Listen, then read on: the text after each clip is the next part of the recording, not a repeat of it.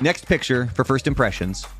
Frank, what do you think of when I show you this? The Moon Man. I can't remember the theme song, but Devlin, do you remember his name?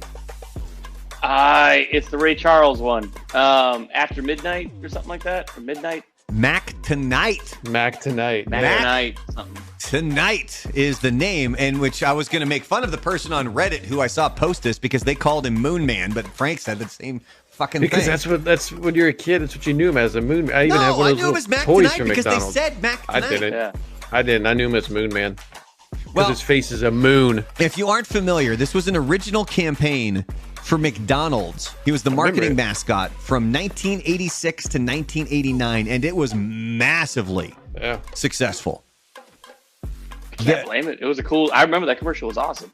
Thousands, Kind of freaky too. it was. Thousands of people would show up if they were promoting that somebody like dressed as Mac Tonight was going to be at one of the going to be at one of the restaurants. Thousands of people would show up for that. I saw there was like a petition to try to bring him back, but McDonald's wants nothing to do with it. We'll get to that. So it's believed that the actual campaign increased dinner time business at some of the California restaurants by 10%. Like there was a 10% bump just from this guy. Oh, potheads. So he sang a new version of the song, Mac the Knife. Bobby Darin's version of that song is probably the most famous, and Darin's son actually sued McDonald's, alleging it infringed on his dad's likeness. Okay. I don't think his dad looks like a moon, but Anything like a moon? No. He didn't even have a pointy chin or anything. Like, No. where are you getting this from? Yeah, see, I'm with Devlin. I always thought of it as Ray Charles. The name slips me. Ray Charles. Yeah, I never would have thought Bobby I think that's Darin. what I always associated it with too. Well, I thought that was the whole. I mean, it was like people saw it as Ray Charles. Yeah. So you're just telling me the guy just couldn't see in the mask, so that's why he did this? Oh, we'll get to the Played guy the in the piano? mask here in a second. But McDonald's lost that lawsuit. Oh, wow. So they had to stop playing the song, and that kind of was what ended the whole Mac Tonight run. Okay.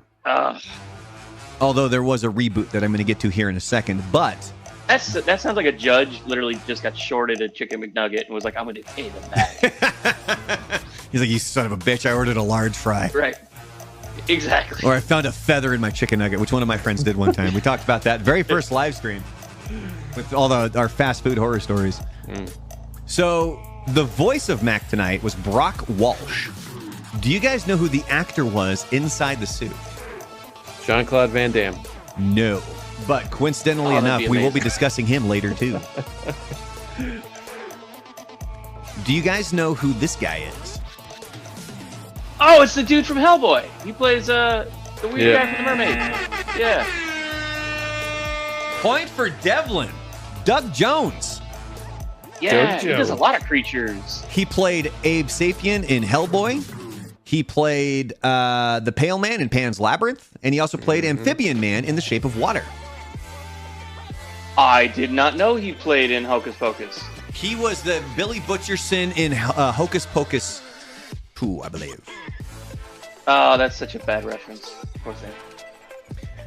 And finally, there was a Mac Tonight reboot that occurred over in Southeast Asia that had Mac basically dancing on top of McDonald's locations, singing and playing the saxophone.